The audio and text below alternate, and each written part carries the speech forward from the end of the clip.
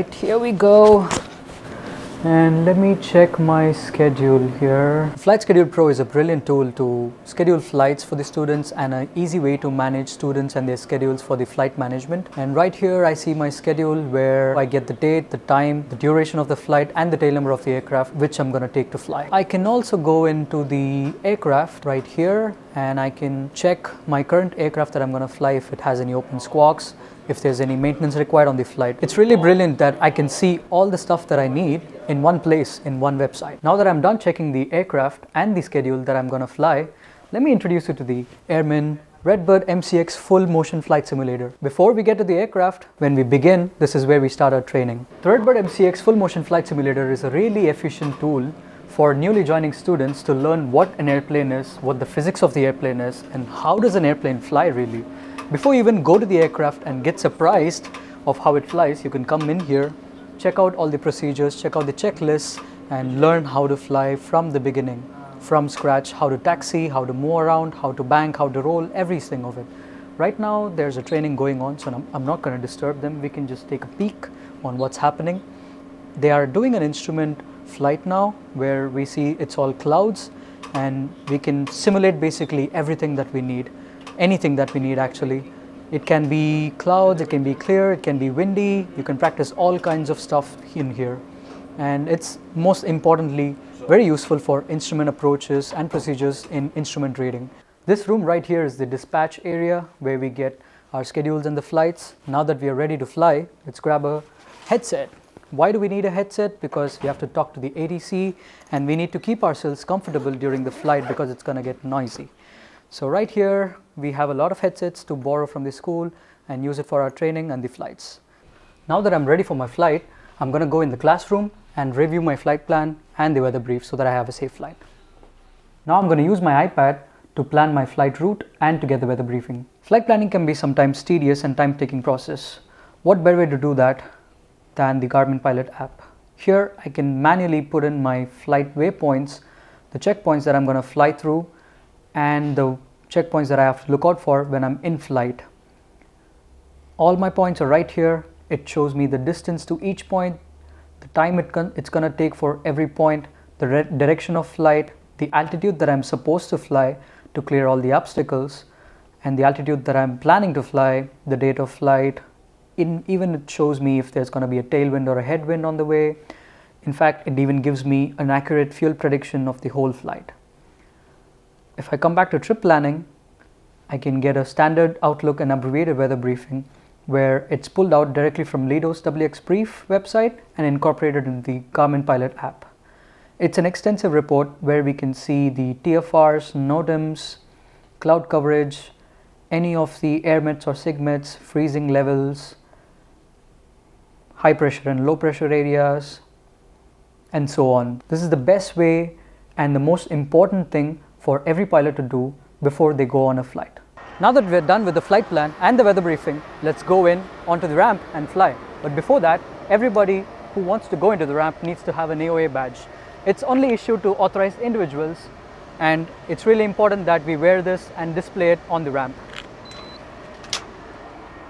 Now that we're ready to fly and on the ramp, let me show you a quick glimpse of the maintenance hangar. It's pretty much a stone's throw from the ramp where the planes are parked, and the mechanics just bring it over here, work on it day and night, and they don't really hesitate to accommodate our requests at an expedited nature. Even if the plane's down with something uncommon or really urgent, they do it and they get it done really fast. Even the regular maintenance is done really quick, and we don't have to wait for the planes to be back. They put it back in the air as soon as possible. They're reliable, they're fast, and they're good at it. What more do we need? While I'm on my way to the aircraft, I'd like to stop by real quick and show you guys the wash bay. Here's where we clean our planes, keep them sanitized for all the students to use, because every student, a lot of students fly every single day back to back, hours and hours in the plane, where it gets dirty and it gets unsanitized. So it's really important to maintain a clean and hygienic environment for the students so that we focus on the training and not anything else. Now that we're here on the ramp, let me introduce you to the airman fleet where the airplanes are all parked.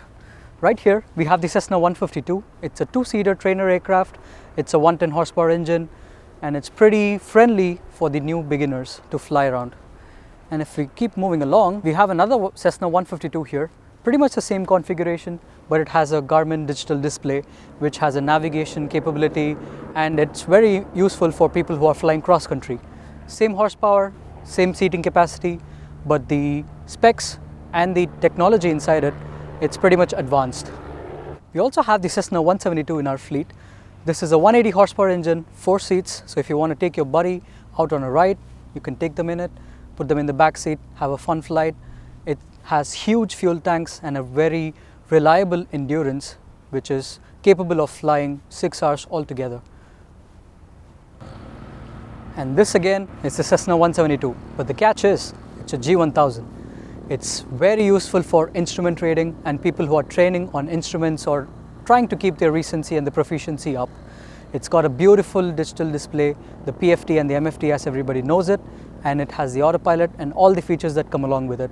It's a pretty reliable plane, and it comes with all the endurance and the capabilities of a 172. Airman's fleet has 2 types of cockpit available for the students. One is the classic and the other one is the digital. Right here we have the classic cockpit.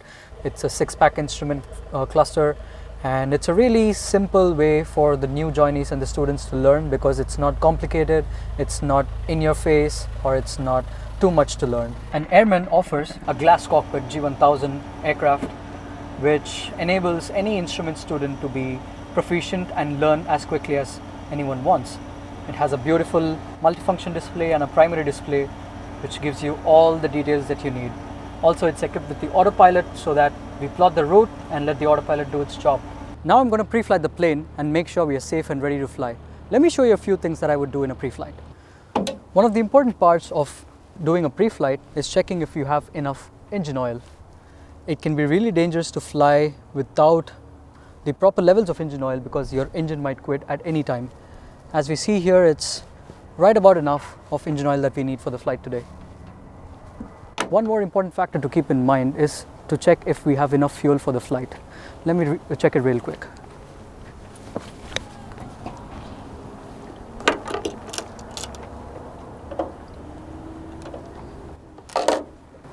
As we can see here, there's more than enough fuel needed for the trip to happen, so it's topped off. I'd say we're good to go. Now I'm going to check the propeller blade to make sure that the propeller blade is in good condition to fly. I'm just checking for any cracks, dents, or any damages to the structure of the propeller blade to make sure that it's in good condition. And as I see it and I run my finger through it, it seems it's pretty much in the best condition it can be in. Just so that you know, I've only shown you guys 3 things out of the many items in the list for in a pre-flight check.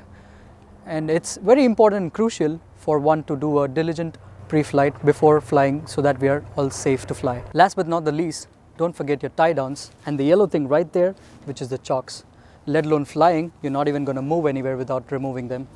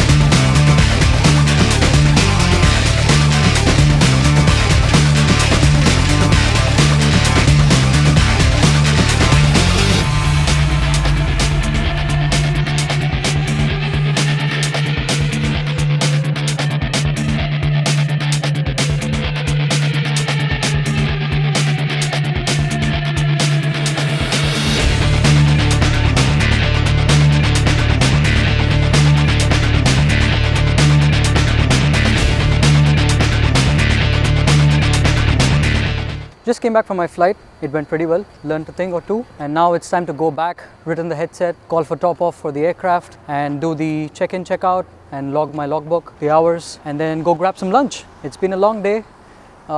pretty tired, but it was good. Thank you for joining me in my day as a pilot.